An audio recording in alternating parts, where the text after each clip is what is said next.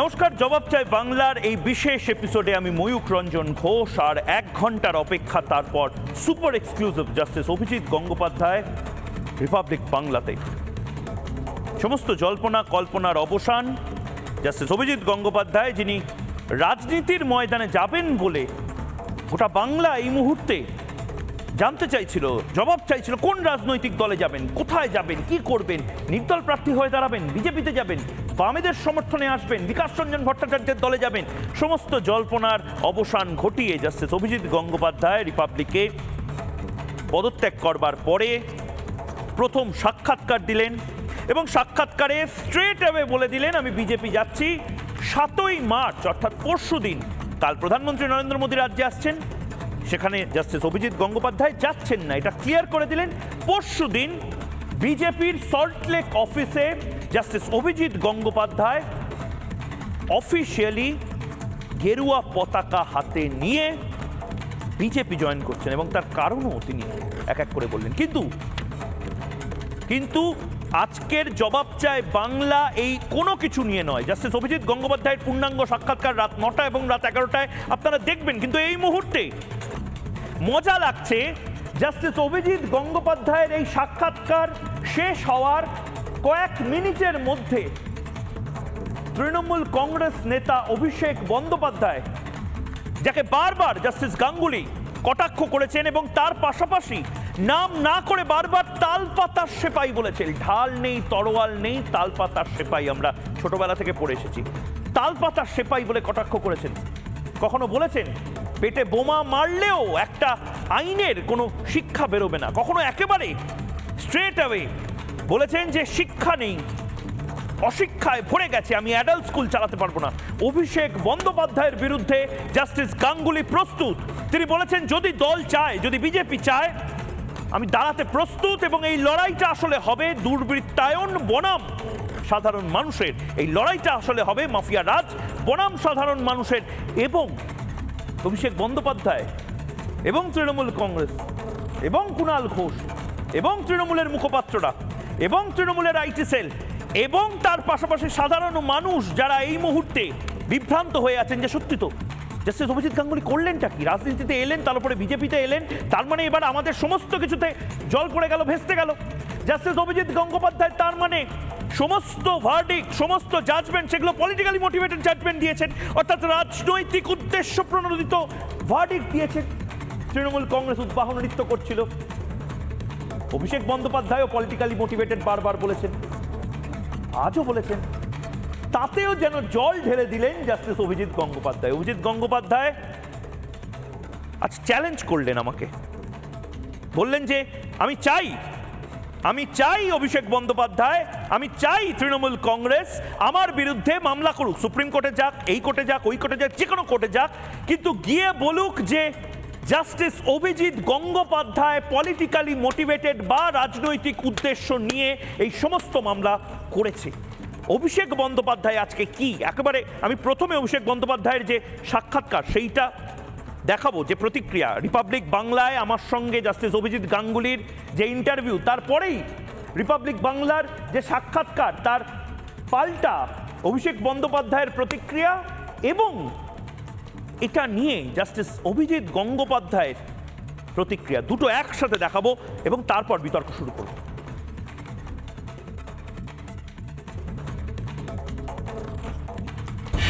উনি বলেছেন যে I approach the BJP and BJP approach me.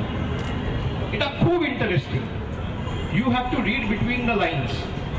উনি তার মানে স্পষ্ট করে বলছেন যে আমি যখন বিচার ব্যবস্থায় বিচারকের চেয়ারে বসে বিভিন্ন শুনানিতে আমার রায় দিয়েছি বা আমার এজলাসে যে সমস্ত ঘটনা শুনানি হয়েছে, সেই সময়ে বিজেপি আমার সাথে যোগাযোগে ছিল এবং আমি বিজেপির সাথে যোগাযোগে ছিলাম। উনি দাঁড়িয়ে থেকে বারবার যে বলছেন পলিটিক্যালি মোটিভেটেড, কোনটা পলিটিক্যালি মোটিভেটেড? একের পর এক জাজমেন্ট যেগুলো আপনি দিয়েছিলেন, উনি কিছু জানেন না, সেই জন্য এখানে আমার জাজমেন্ট শুধু প্রথমে টেস্টেড হয়েছে ডিভিশন বেঞ্চে, বেশিরভাগ জাজমেন্ট।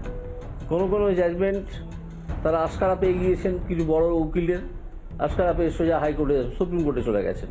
এসব তালপাতার সেপাইরা গেছেন সুপ্রিম কোর্ট তাদেরকে পাত্তাও দেয়নি।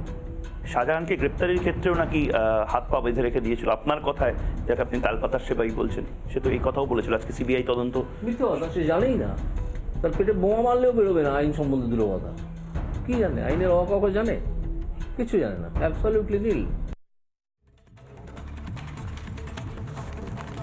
যারা এই মুহূর্তে আমার সঙ্গে রয়েছেন তাদের সাথে আলাপ করিয়ে দেবো। রয়েছেন দেবজিৎ সরকার, বিজেপি মুখপাত্র, রয়েছেন সন্ময় বন্দ্যোপাধ্যায়, রাজনৈতিক বিশ্লেষক, সুদীপ্ত সরকার, রাজনৈতিক কর্মী, এবং দীপাঞ্জন চক্রবর্তী, প্রাক্তন ইন্টেলিজেন্স কর্তা আমার সঙ্গে রয়েছেন, এবং তার পাশাপাশি ফিরদৌস শামীম, আইনজীবী, আমাদের সঙ্গে কিছুক্ষণের মধ্যেই উপস্থিত হবে। আমি প্রত্যেকের কাছে যাব। শুরুতেই দেবজিৎবাবু আপনার কাছে যেতে চাই। দেবজিৎবাবু, অভিষেক বন্দ্যোপাধ্যায় টানা এতদিন ধরে বলে যাচ্ছিলেন পলিটিক্যালি মোটিভেটেড ইত্যাদি ইত্যাদি ইত্যাদি। আজকে বেনজির আক্রমণ আমরা দেখলাম জাস্টিস অভিজিৎ গঙ্গোপাধ্যায় অভিষেক বন্দ্যোপাধ্যায় করলেন, এবং বললেন উনি নাম করতেও চান না, তালপাতার সেপাই থেকে বিভিন্ন কিছু বললেন। তার কারণ কি? তার কারণ একা দায়িত্ব নিয়ে অভিষেক বন্দ্যোপাধ্যায় দুর্নীতি থেকে শুরু করে আইন ব্যবস্থাকে কটাক্ষ করার নাকি এই মুহূর্তে প্রধান ভূমিকা পালন করার অন্যতম। কি বলবেন? জাস্টিস গাঙ্গুলি একা দায়িত্ব নিয়ে এই দুর্নীতিকে উপড়ে ফেলার জন্য লড়াই দিচ্ছিলেন। সুতরাং তার উল্টো দিকে দাঁড়িয়ে একা দায়িত্ব নিয়ে তৃণমূল কংগ্রেসের সবাই একা এবং যৌথ দায়িত্ব নিয়ে কিনা ভাষায় আক্রমণ করেছেন। অরণ্যদেব, তারপরে আরও অনেক কিছু, জজ বলে মানতে চাই না, কি যেন ক্লাবে বসে কিছুতে কিছুতে নাকি কি রায় হবে সেটা ঠিক হয়ে যায়, এই ধরনের কথাবার্তা বলেছেন। দেখুন, সংস্কৃতি তো আর জোর করে বাজার থেকে কিনে আনা যায় না যে আমাকে 200 গ্রাম 500 গ্রাম সংস্কৃতি দাও, আমি একটু সংস্কৃতিবান হব।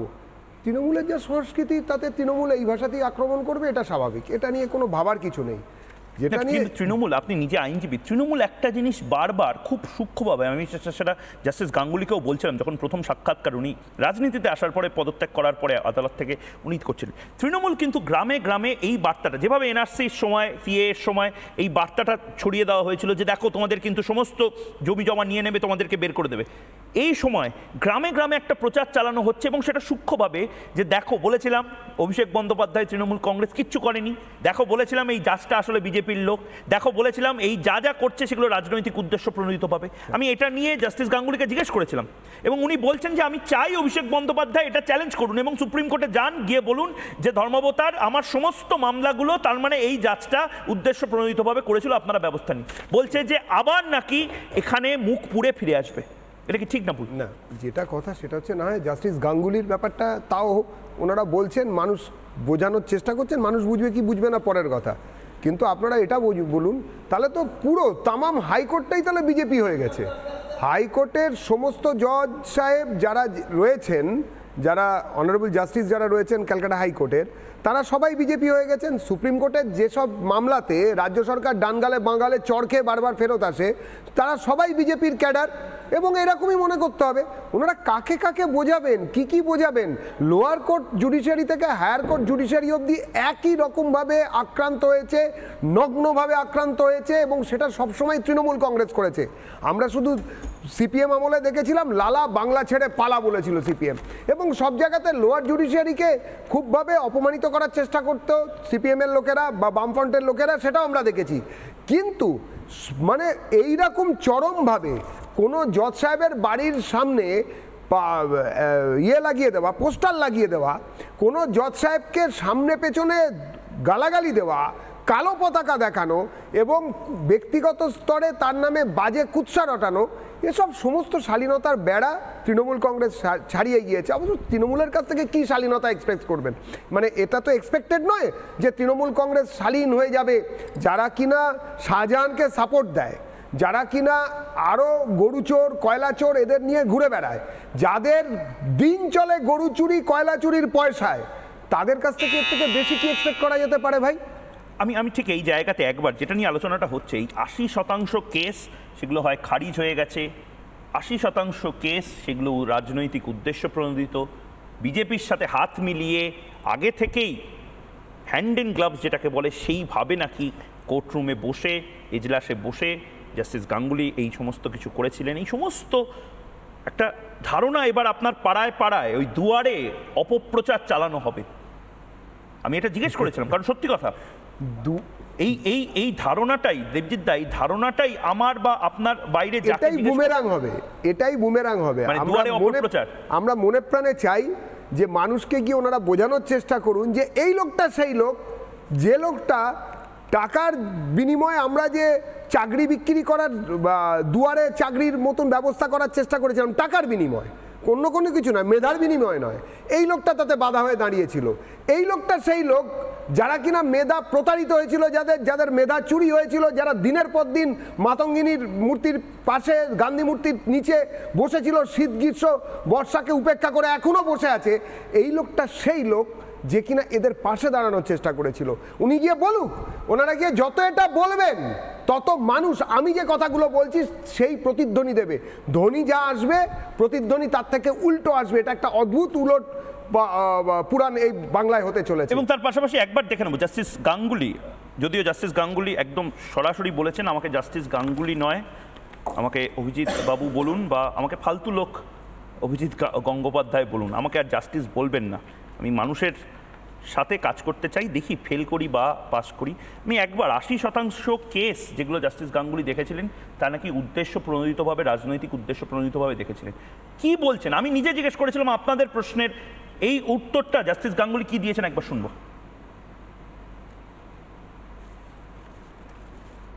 বিভিন্ন লোকে মেসেজ করছে এবং পোস্ট করছে একটা জিনিস, তৃণমূলের একটা বড় অংশ থেকে, আমি নির্দিষ্টভাবে বলছি, আপনার 80% রায়ের উপর নাকি স্থগিতাদেশ দেওয়া হয়েছে, হয় সেটা উচ্চ আদালতে চ্যালেঞ্জ হয়েছে নয়তো বাতিল হয়েছে। সম্পূর্ণ মিথ্যে কথা। এটা আপনি যদি ব্যাখ্যা করে বলেন। সম্পূর্ণ মিথ্যে কথা।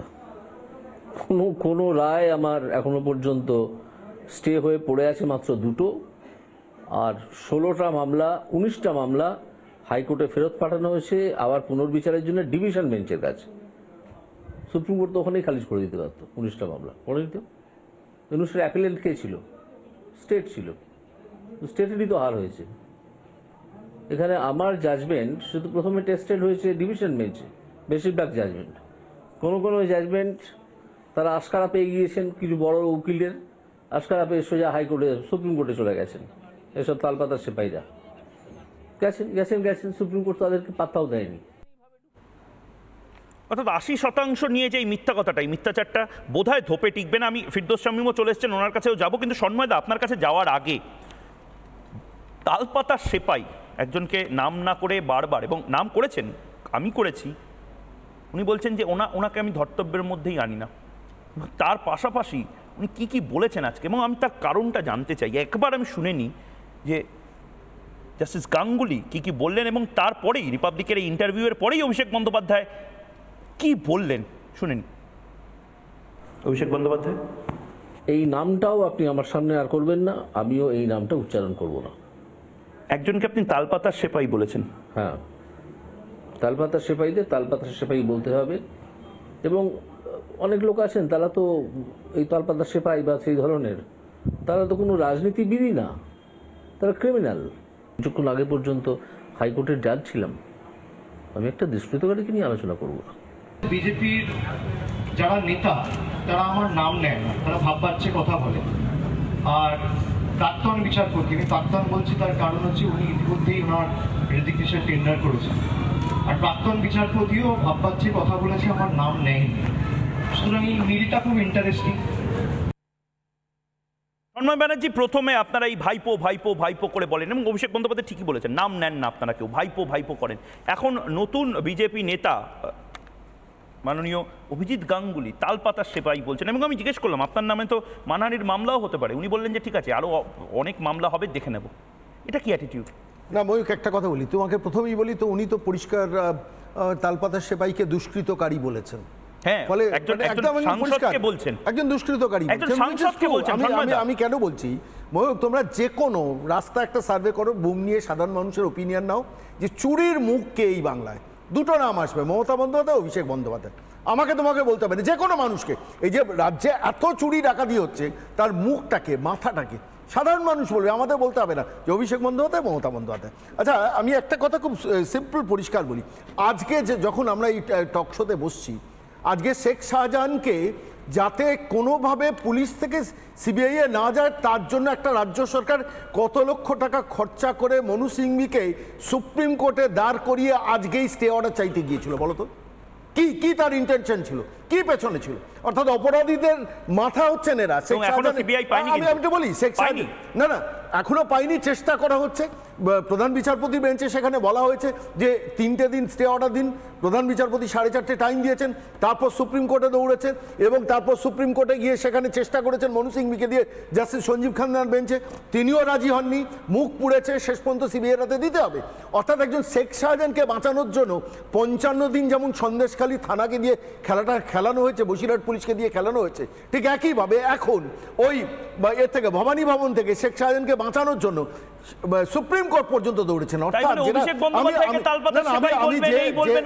আমি যে জায়গাটা আসতে চাইছি, আমি কেন অভিষেক বন্দ্যোপাধ্যায়ের নাম বলছি তিনি তো বলেছেন যে কি করেছে শেখ শাহজাহান, নিজে বলেননি, বারবার তোমরা দেখিয়েছো ক্যামেরায়, তিনি পরিষ্কারভাবে বলেছেন কে শেখ শাহজাহান।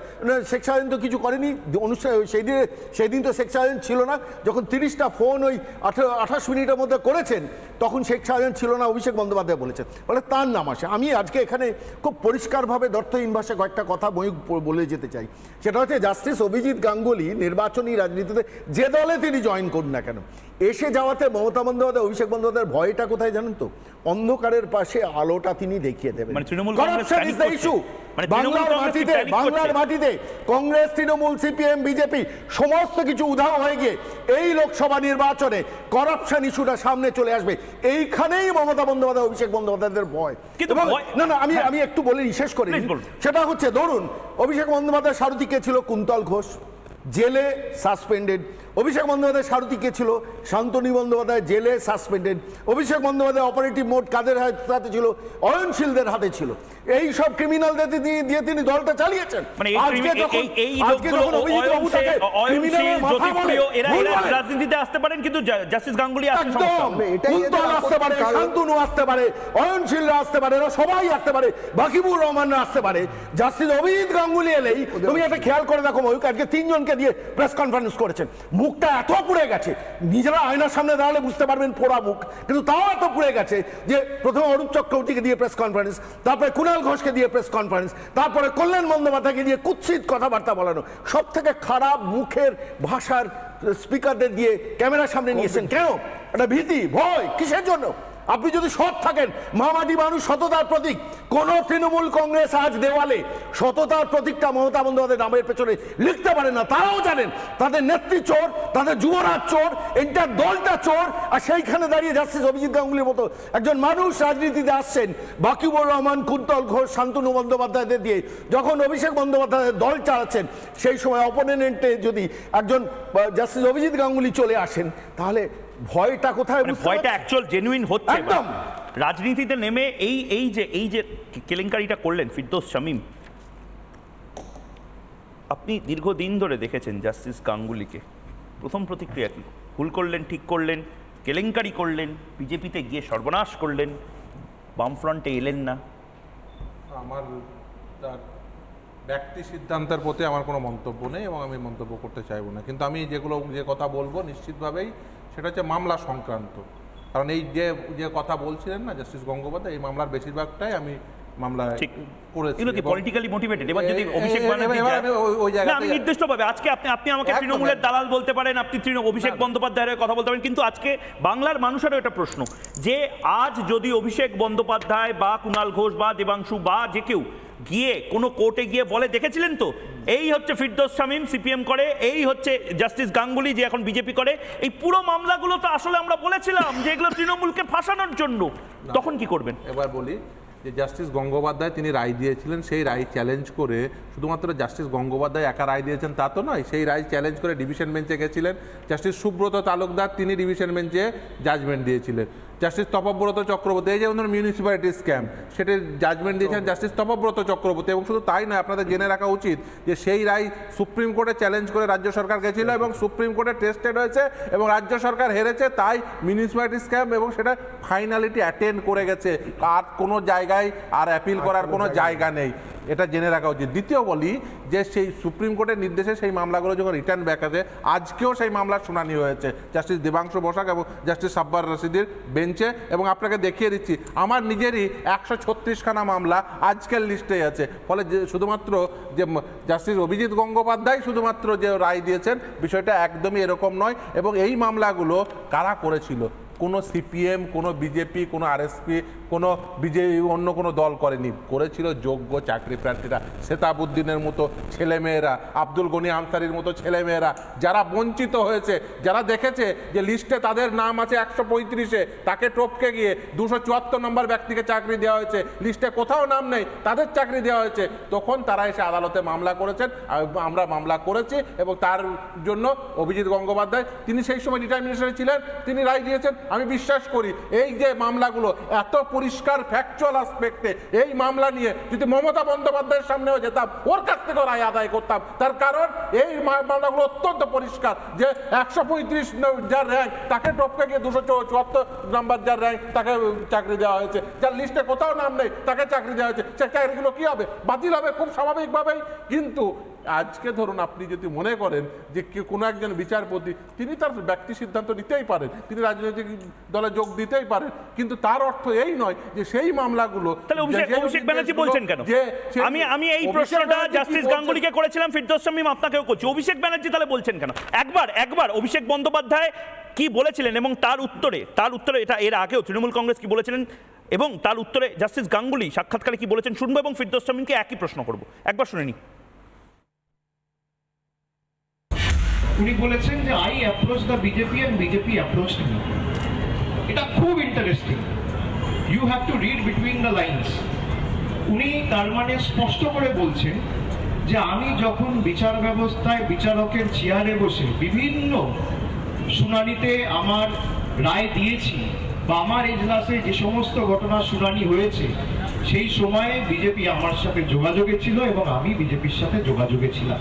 উনি দাঁড়িয়ে থেকে বারবার যে বলছেন পলিটিক্যালি মোটিভেটেড, কোনটা পলিটিক্যালি মোটিভেটেড? একের পর এক জাজমেন্ট যেগুলো আপনি দিয়েছিলেন, উনি কিছু জানেন না, সেই জন্য এখানে আমার জাজমেন্ট শুধু প্রথমে টেস্টেড হয়েছে ডিভিশন বেঞ্চে, বেশিরভাগ জাজমেন্ট।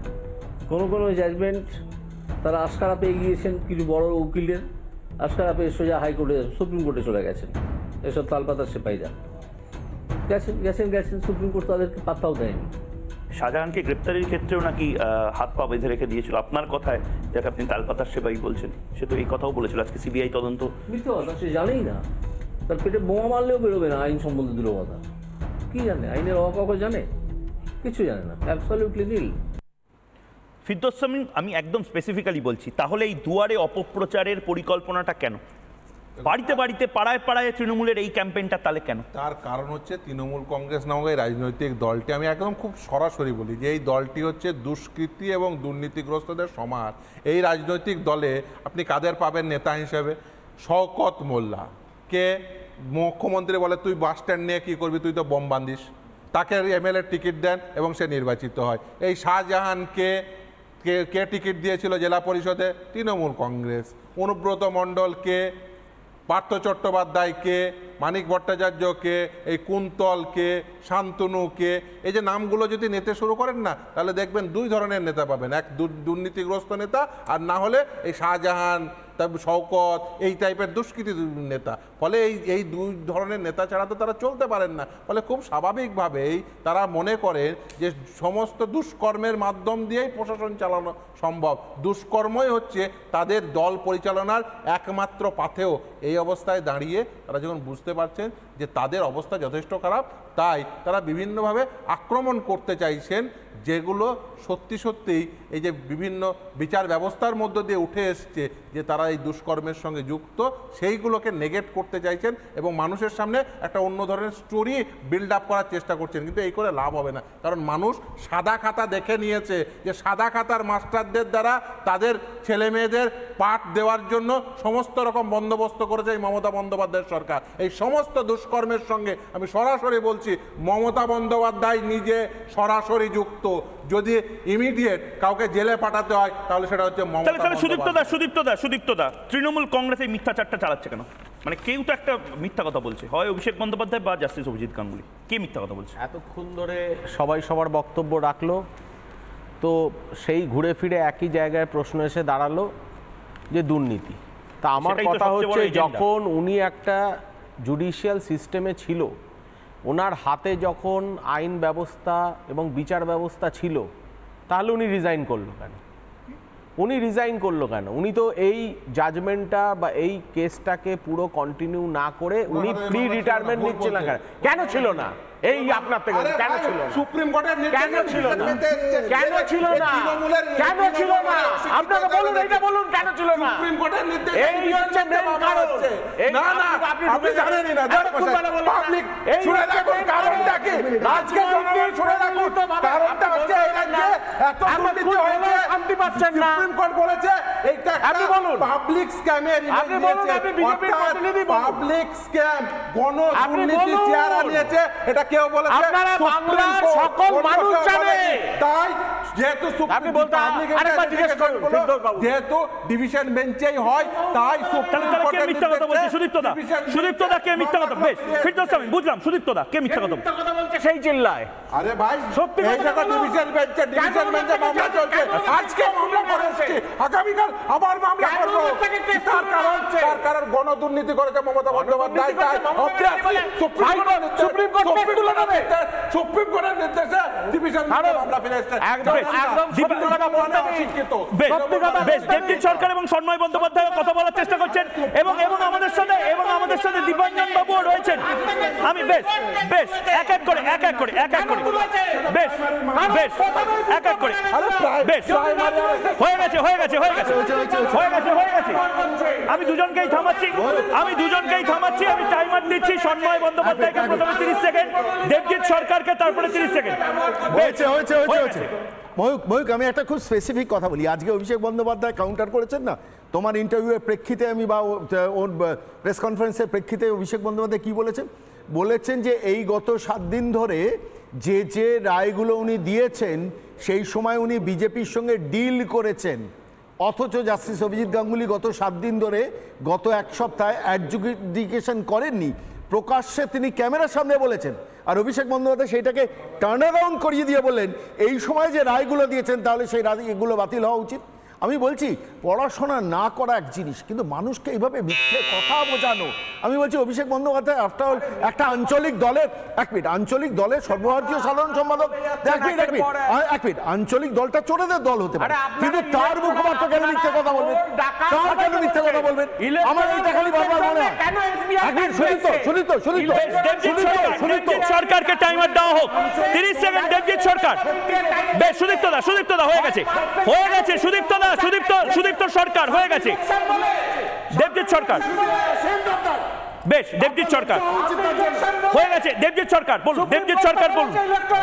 দেবজিৎ সরকার আপনার বক্তব্য বলুন। এত চেঁচামেচি না করে আমি শুধু রিকোয়েস্ট করব যে ফিরদৌস যে কথাটা বলেছে সে কথাটা জনতার কাছে যাওয়া দরকার। এত দুর্নীতি হয়েছে যে supreme court, honourable supreme court তারা ঠিক করে দিয়েছেন যে এটা, এবং তারা জিনিসটা দেখতে পেয়েছেন যে এটা একটা পাবলিক স্ক্যামের রূপ নিয়েছে। সুতরাং পাবলিক স্ক্যাম কখনো সিঙ্গল জাজেস বেঞ্চে বিবেচিত হয় না, এটাই নিয়ম, এটা পৃথিবীতে এটাই নিয়ম, মানে আমাদের জুডিশিয়াল সিস্টেমের এটা নিয়ম। সেই জন্য ডিভিশন বেঞ্চে এটাকে পাঠানো হয়েছে, এবং তার জন্য এরকম হয়নি যে অভিজিৎ বাবু কিছু ভুল করেছেন বলে ওনার হাত থেকে মামলা ছিনিয়ে নিয়ে চলে গেল, এরকম কিছু। আমি সরাসরি দীপাঞ্জন চক্রবর্তীর কাছে যাব। আমি একেবারে ওই স্টুডিও থেকে মুম্বাই স্টুডিওতে যাব এই মুহূর্তে। মুম্বাইতে দীপাঞ্জন চক্রবর্তী রয়েছেন। দীপাঞ্জন বাবু, প্রথম প্রতিক্রিয়া। তালপাতার সেপাই, উনি আইন বোঝেন না, পেটে বোম মারলেও আইনের কোনো কথা বেরোবে না। আমি ওনাকে নিয়ে কথা বলতে চাই না। কেন ময়ূক আপনি বারবার ওনার নাম নিচ্ছেন? বেনজির আক্রমণ অভিষেক বন্দ্যোপাধ্যায়কে, এবং বলছেন যে উনি ওনার বিরুদ্ধে দাঁড়াতেও প্রস্তুত। দেখো ময়ূক, একটা কথা খুব পরিষ্কার। আজকে ধরো আমার জীবনের সূত্রপাত হলো স্কুলে 2 নম্বরের ডিগ্রি, একটা ইনস্টিটিউট থেকে আমি ডিগ্রি নিলাম, সেটা ভন্ড ইউনিভার্সিটি, সেই ডিগ্রিটাই ফেক ডিগ্রি। তারপরে একটা ছোট্ট ব্যবসা থেকে 100 কোটি টাকা, এবং আমি একটা কালো চশমা পরে নিলাম, আমার চারদিকটা অন্ধকার হয়ে গেল, এবং অন্ধকারের প্রাণী যে নামগুলো বললে না তোমরা, এই টুনটল, শাহজাহান, শওকত, এই অন্ধকারের প্রাণীগুলো আসতে শুরু করলো। এবার আমি ধরে নিলাম যে পৃথিবীটা অন্ধকার, কারণ আমার চোখেও তো একটা দুর্নীতি জীবনে শুরু করেছি আমি দুর্নীতি, এবং আমি এই কালো চশমাটা পড়ে গেছি, আমি সবকিছু কালো দেখবো। হঠাৎ করে একজন মানুষ আসলেন, সে তার মুখে টর্চ ফেললেন এবং উলঙ্গ করে দিলেন যে ভাই তোমার অকাত, যেটা হিন্দিতে বলে, তোমার ক্ষমতা এই, তোমাকে যদি আজকে একটা চাকরি করতে পাঠায়, তুমি একটা কেরানির চাকরি পাবে না, আর তুমি বিদেশি গাড়ি নিয়ে আর শয়ে শয়ে পুলিশ নিয়ে ঘুরে বেড়াচ্ছ। কিসের অধিকার? ওই টাকাগুলো তো বাংলার মানুষ, গরিব মানুষ দিচ্ছে। বাংলার মানুষ তো দুদিক থেকে নিষ্পেষিত হচ্ছে। একদিকে শাহজাহান শওকত মোল্লারা তারা বাড়ির মেয়ে বউদের ডেকে পাঠাচ্ছে, জমি কিনে ফেলছে, সমস্ত কেড়ে নিচ্ছে। আর আরেক দিকে এই সমস্ত তালপাতার সেপাই তারা শয়ে শয়ে পুলিশ নিয়ে ঘুরে বেড়াচ্ছে, সেটা আমাদের করদাতাদের টাকা। তো এখন এটা তো পরিষ্কার। এবং অভিজিৎ বাবু যেটা বলেছেন, আমি তো কুর্নিশ করছি। আমি কালকেও একটি জায়গাতে বলেছি, আমি তোমাদের চ্যানেল থেকেও আজকে বলছি। এখন দেখো, ওই তালপাতার সেপাইয়ের আশপাশে যে ছবিগুলো দেখা যায়, জনগণের মধ্যে ডিস্ট্রিবিউট করে জিজ্ঞাসা করে দেখো তাদের কি এক একটা ক্যারেক্টার। এবং আমি তোমাকে দায়িত্ব নিয়ে বলছি, অভিজিৎ বাবুর পাশে যারা এসে দাঁড়াবেন তারা কিন্তু এই ন্যায় বিচারের লড়াইয়ের জন্য দাঁড়াবেন। এমন সময়টা এসে গেছে সরাসরি রাস্তার লড়াই। এখন আর ওই টিভি চ্যানেলে বিতর্ক করলে হবে না। আমি নিজে বলেছি, অভিজিৎ বাবু যদি আমাকে ডাকেন আমি নিঃসন্দেহে ওনার প্রচারে যাবো, উনি যেই পার্টি দিয়ে থাকুন না কেন। বিজেপিতে এসছেন আমি তাও যাব, কারণ উনি লড়াইটা বিজেপির লড়াই লড়ছেন না, উনি লড়াইটা বাংলার হাজার হাজার যুবক যুবতীদের লড়াই লড়ছেন, যারা হাজার দিন ধরে বসে আছে, তাদের চুলের মুঠি ধরে তুলে দেওয়া হচ্ছে।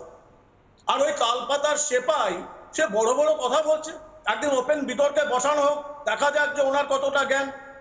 আজকে একটা ইংরেজি শুনলাম, তো এটা বুঝতে পারলাম যে ওই ভন্ড ইউনিভার্সিটি না একটা ইনস্টিটিউট, সেখানে অ্যাটলিস্ট এক দু লাইন ইংরেজিটা শিখিয়ে দেয়।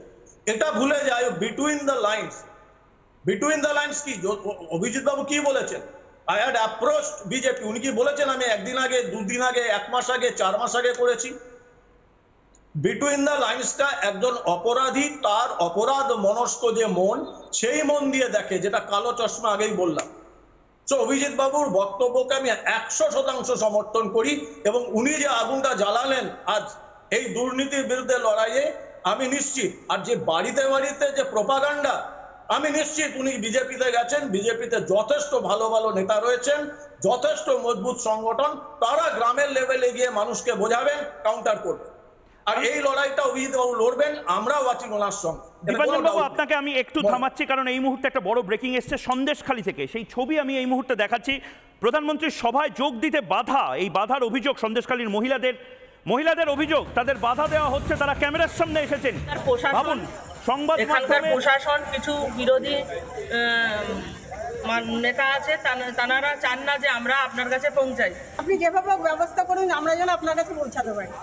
সন্দেশখালীর মা বোনেরা, আমরা আপনার সাথে দেখা করতে চাই, কিন্তু এখানকার প্রশাসন, আগের দিন পর্যন্ত বুকফল অনেক ছিল, কিন্তু আজ সন্ধ্যের পর থেকে পুলিশ প্রশাসন আমাদের উপরে যে ভয় দেখাচ্ছে, মেয়েদের যে হুমকি দিচ্ছে, সেই হুমকিতে আমরা খুব ভয়ে আছি। আমরা যেতে চাই।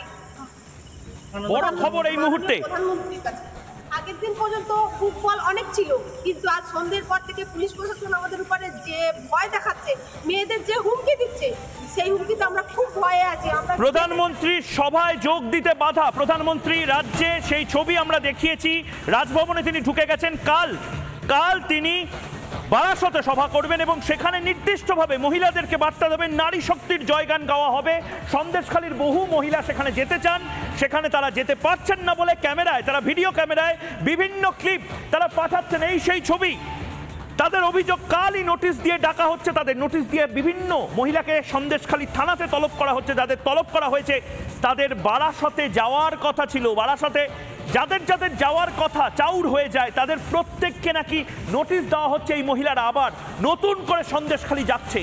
প্রধানমন্ত্রী নরেন্দ্র মোদীর সভায় সন্দেশখালীর এই মায়েরা বোনেরা পৌঁছাতে পান কিনা, আমরা লাগাতার আজ রাত থেকে এই কভারেজ শুরু করলাম আবার, কারণ প্রধানমন্ত্রী নরেন্দ্র মোদীর কাছে এই মহিলারা যেতে চান। এবং আমরা যে বিজেপি সূত্রে খবর পেয়েছি, সন্দেশখালীর মা বোনেরা যদি বারাসতে পৌঁছে যান, তবে প্রধানমন্ত্রী নরেন্দ্র মোদী তাদের সাথে দেখা করবেন, তাদেরকে কুর্নিশ তিনি আগেও জানিয়েছেন কৃষ্ণনগরে এসে, আরামবাগে এসে। কিন্তু এই মা বোনেরা, আমি জানিও না, আমি চিন্তিত যে এই মা বোনেদের এভাবে ক্যামেরার সামনে তারা এসেছেন। আজ রাত থেকে না আক্রমণ নামিয়ে আনা হয় শেখ শাহজাহান জেলে, কিন্তু শাহজাহানের যে গ্যাংয়ের মাথায় মমতা বন্দ্যোপাধ্যায়ের হাত রয়েছে, শাহজাহানদের মাথার উপর হাত যেভাবে ছিল, এই মাফিয়া বনাম এই মানুষ, এই মাফিয়া বনাম এই মহিলারা, এই মাফিয়া বনাম আসলে মা মাটি মানুষ, তাদের লড়াইটা আবার শুরু হলো। কারণ আবার মিডিয়া একটু সন্দেশখালী থেকে বেরিয়েছে, আবার এই বদমাইশিগুলো, আবার এই অসভ্যতামিগুলো শুরু হলো বলে অভিযোগ। আমি এই দিকে থাকবো। জাস্টিস অভিজিৎ গাঙ্গুলিও সন্দেশখালী নিয়ে কথা বলেছেন, আমরা লাগাতার এটা নিয়ে বলছি। কিন্তু আবার আমি ফিরে যেতে চাই যারা আমার অতিথিরা রয়েছেন, এবং যেটা বারবার বলা হচ্ছে, এটা বিশ্বাস করুন বাঙালিদের মধ্যে, আমি চায়ের দোকান থেকে শুরু করে রাস্তাঘাটে, এমনকি খুব আলিশান ক্লাব কলকাতার, সেখানেও অভিজিৎ গঙ্গোপাধ্যায় আলোচনার বিষয়। এবং সেখানে আমাকে আজ বিকেলের পর থেকে ফোন করে বিপুলভাবে কেউ পক্ষে কেউ বিপক্ষে কথা বলছেন যে অভিজিৎ গাঙ্গুলির রাজনীতিতে আসাটা কি ঠিক হলো? এটা তো একেবারে যাতা বিষয় হয়ে গেল। এর আগেও নাকি এরকম হয়েছে, অভিজিৎ বাবু বলছেন, এবং আমরা ফ্যাক্ট ঘেটে দেখলাম এর আগেও হয়েছে। এবং অভিজিৎ বাবু যে কথাটা বলছেন যে জাজরা কি মঙ্গল গ্রহ থেকে চলে আসেন, জাজরা কি রক্তমাংসের মানুষ নয়, সন্ময়বাবুরা যে কথাটা বলছিলেন, বাকিবুর যদি রাজনীতিতে থাকতে পারে, কুন্তল যদি থাকতে পারে, জ্যোতিপ্রিয় মল্লিক যদি থাকতে পারে, অপাসপা গপার বন্ধু পার্থ চট্টোপাধ্যায় যদি থাকতে পারে, ওয়াই নট অভিজিৎ গাঙ্গুলি? একবার শুনে নেব তার প্রতিক্রিয়াটা, এবং সাক্ষাৎকারের অংশটা শোনার পরেই প্লাজমা গ্রাফিক্সে দেখব এর আগে এরকম কোন কোন ইনস্টেন্স রয়েছে।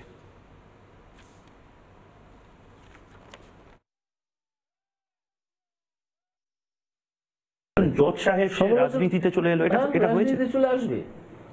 জজ সাহেব সমাজের বাইরের মানুষ নন, তিনি রাজনীতিটাকে বাইরে রেখে কোর্টে বসে ওইখানে যে বিচার করা সম্ভব সেই বিচারটা করেন, রাজনীতিটা করেন না। সে যতই বলুক, মুখপাত্ররা যতই চেঁচান, তিনি রাজনীতি করেন না। আমার একটা জাজমেন্টও কোনো রাজনীতির ছাপ নেই। আপনার একটাও জাজমেন্ট নিয়ে আপনার কথায় যারা আপনি নামও নিতে চান না, সে যদি কালকে সুপ্রিম কোর্টে বলে যে মিলর্ড দেখুন এই ভদ্রলোক, হ্যাঁ বলুক না, আমি চাই তো। আপনি চান? হ্যাঁ আমি চাই, আমি চাই এই অশিক্ষিতরা শিক্ষাটা পাবে, এই অশিক্ষিতরা শিক্ষাটা পাবে। আমি তাদের 1 মিনিটে সেই থিওরিটা বলে দিতে পারি, কিন্তু আমি তাদেরকে শেখাবো না, আমি তাদের টিচার নই, আমি কোনো অ্যাডাল্ট এডুকেশন সেন্টার খুলিনি। তারা যান না, গেলেই তাকে 2 মিনিটে বুঝিয়ে দেবে, এবং এই মামলাটা রিজেক্ট হতে 2.5 মিনিটের বেশি সময় লাগবে না সুপ্রিম কোর্টে। হ্যাঁ, যে কোনো কোর্টে, শুধু সুপ্রিম কোর্ট কেন।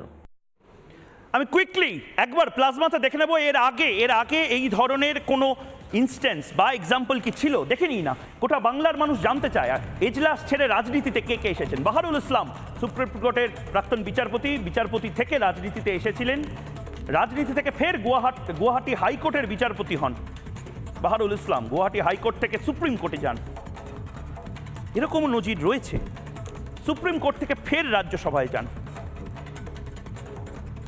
এরপরে বাহারুল ইসলাম সাহেবের পরে আমরা দেখে নিতে চাই পরবর্তী KS হেগড়ে, এজলাস থেকে রাজনীতিতে, সরকারি আইনজীবী থেকে পিপি পাবলিক প্রসিকিউটর ছিলেন, সেখান থেকে রাজনীতিতে আসেন, রাজ্যসভা থেকে সুপ্রিম কোর্টের বিচারপতি হন, সুপ্রিম কোর্ট থেকে লোকসভায় যান আবার। KS হেগড়ে সাহেবের পরে সুভাষচন্দ্র রাঠোর বিচারক থেকে কর্ণাটক বিধানসভায়, JDS এর হয়ে ভোটের ময়দানে, এবং এর পরের প্লেটটা বোধহয় হওয়ার কথা জাস্টিস অভিজিৎ গঙ্গোপাধ্যায়। প্রথমে হয়তো জাস্টিস অভিজিৎ গঙ্গোপাধ্যায় এই কাজটা করছেন না। এই ভদ্রলোককে নিয়ে অনেকে এই মুহূর্তে সমালোচনা করছেন, এই ভদ্রলোককে নিয়ে অনেকে বলছেন যে একেবারে ভুল কাজ করলেন। কি করলেন? জুডিশিয়ারিটাকে কোথায় নামালেন? সন্ময়দা 30 সেকেন্ড, কোথায় নামালেন জুডিশিয়ারিটাকে? এই যে ন্যারেটিভ ভাঙবেন কি করে? ময়ূক, আমি একটা কথা বলি, ন্যারেটিভটা জুডিশিয়ারিকে কোথায় নামালেন ইস্যুটা নয়, কিন্তু এটা অ্যাপারেন্টলি তৃণমূলের ন্যারেটিভ, কিন্তু বেসিক জায়গাটা হচ্ছে আলো ভার্সেস অন্ধকার। জাস্টিস অভিজিৎ গাঙ্গুলির গায়ে আজকে তোমরা একটু খেয়াল করে দেখবে, কল্যাণ বন্দ্যোপাধ্যায় কুকথা বলতে গিয়ে তার ব্যক্তিগত জীবনে কোনো একটা ট্র্যাজেডি টেনে নিয়ে এসছেন, তাহলে তার সম্বন্ধে বাইরের জগতে আর কিছু কথা বলার নেই। আলটিমেটলি তাকে নিচে নামানোর চেষ্টার কারণটাই যে মমতা বন্দ্যোপাধ্যায়, অভিষেক বন্দ্যোপাধ্যায় প্রাইভেট লিমিটেড ব্যানার্জি পরিবারের কালীঘাটের লুটেরা কোম্পানির লুট ভার্সেস একটা সূর্য, এই জায়গাটাই কিন্তু মূল লড়াই। এইখানেই কিন্তু তৃণমূল কংগ্রেসের ভয়, আর এই ভয় থেকেই এই কুৎসিত অঙ্গভঙ্গি এবং তার সঙ্গে ওই ন্যারেটিভ তৈরি করা। জুডিশিয়ারিকে কোথায় নামালেন? তুমি তো জুডিশিয়ারি একাধিক উদাহরণ দিচ্ছ। একজন ব্যক্তি মানুষ তার নাগরিক জীবনে প্রবেশ করে তিনি যদি 1 মিনিট, সত্যি আমি একটু শেষ করি, আপনি বলবেন আমি একটু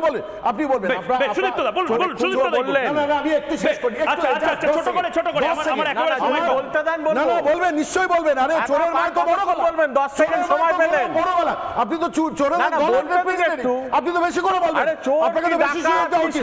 আপনার দলটাই তো বিচার করবে, আপনার দলটাই তো আরে মানুষ বিচার করবে। বসে আছেন 136 আজকে আপনি বলুন না, আপনি তো এত সততার এখন বলছে তরফদারি করে আজকে কেন জন্য আমার সময় একেবারে শেষ হয়ে যাচ্ছে, আমার সময় একেবারে শেষ হয়ে যাচ্ছে। আমি দীপাঞ্জন চক্রবর্তীর কাছে যাব। 30 সেকেন্ড দীপাঞ্জন চক্রবর্তী, 30 সেকেন্ড, তারপরে বাকি দুজনের কাছে যাব। 30 সেকেন্ড দীপাঞ্জন চক্রবর্তী বলুন। ময়ূক, ব্যাপারটা হচ্ছে বাংলা একটা প্রবাদ বদলে দিতে হবে। এতদিন শুনতাম চোরের মায়ের বড় গলা, এখন চোরের মামাতো ভাইদেরও বড় গলাই শুনতে পাচ্ছি না। এটা পরিষ্কার, বাংলাকে সিদ্ধান্ত নিতে হবে। শেখ শাহজাহান যদি বলে আমাদের কাছে হাজার হাজার শেখ শাহজাহান রয়েছে, বা এই তালপাতা সেপাই বা উচ্চিংড়ে যদি বলে আমাদের কাছে শয়ে শয়ে শাহজাহান রয়েছে, আমরা বাংলার মানুষ বলবো আমাদের কাছে হাজার হাজার অভিজিৎ গাঙ্গুলি রয়েছে। এবং এই লড়াই আমরা লড়বো, এবং লড়াইটা এখন পরিষ্কার, এখানে কোনো দ্বিধা বিভক্তি নেই। আর তারা বিপর্যস্ত হচ্ছে জাস্টিস গাঙ্গুলি রাজনীতিতে।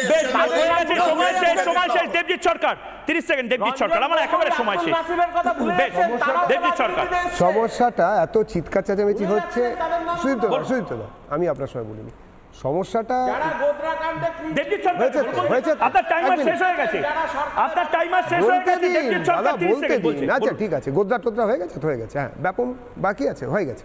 এবারে বলি, যেটা বলার সেটা হচ্ছে যে জ্বালাটা কোথায়, এই ফিউরিয়াস একটা ব্যাপার এখানে কেন হচ্ছে। বারে বারে বলতে গেলেই সুদীপ্তদা চিৎকার করছে, শুধু সুদীপ্তদা কেন, পুরোপুরি ব্যানার্জি পরিবার অ্যান্ড কোম্পানি সন্ময়দার ভাষায়, মানে তারা এত প্রাইভেট লিমিটেড এত চিৎকার করছে কেন? তার কারণ হচ্ছে একটাই কারণ, সৎ এবং অসতের যে লড়াইটা, যে বাইনারি বাংলার মানুষ ঠিক করেছেন, এবং অভিজিৎ বন্দ্যোপাধ্যায় সেই বাইনারির সৎ পক্ষে যোগ দিয়েছেন, অসৎ পক্ষে যোগ দেননি। এই বাইনারিতে যারা অপ্রাসঙ্গিক তারা অপ্রাসঙ্গিক, যারা প্রাসঙ্গিক তারা প্রাসঙ্গিক হবে।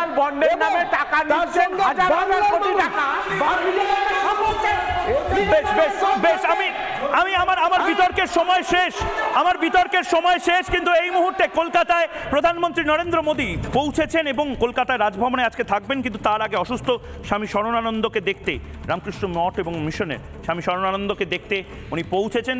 রামকৃষ্ণ মিশনের স্বামী শরণানন্দ অত্যন্ত শরীর খারাপ এবং তিনি হাসপাতালে রয়েছেন, শিশুমঙ্গল হাসপাতালে রয়েছেন। সেখানে প্রধানমন্ত্রী নরেন্দ্র মোদী নিজে যান, ব্যক্তিগতভাবে যারা সন্ন্যাসীরা রয়েছেন রামকৃষ্ণ মিশনের তাদের সাথে উনি দেখা করেন। খালি পায়ে ওনার ছবিও এই মুহূর্তে দেখা যাচ্ছে। প্রণাম করে এলেন স্বামী শরণানন্দজিকে, অসুস্থ শরণানন্দজি। এই খবরের দিকেও আমরা নজর রাখবো এবং স্বামী শরণানন্দজির সুস্থতা কামনা করব।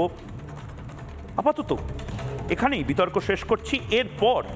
এরপর সেই মেগা এক্সক্লুসিভ বিতর্ক শেষের ইন্টারভিউ, যে 1 ঘন্টার ইন্টারভিউ, গোটা বাংলা মিডিয়া সহ গোটা বাংলার বহু মানুষের এই মুহূর্তের সবচেয়ে বড় হ্যাশট্যাগ জাস্টিস অভিজিৎ গঙ্গোপাধ্যায়, এই মুহূর্তে রিপাবলিকে। ছোট্ট বিরতি, ফিরে আসছি।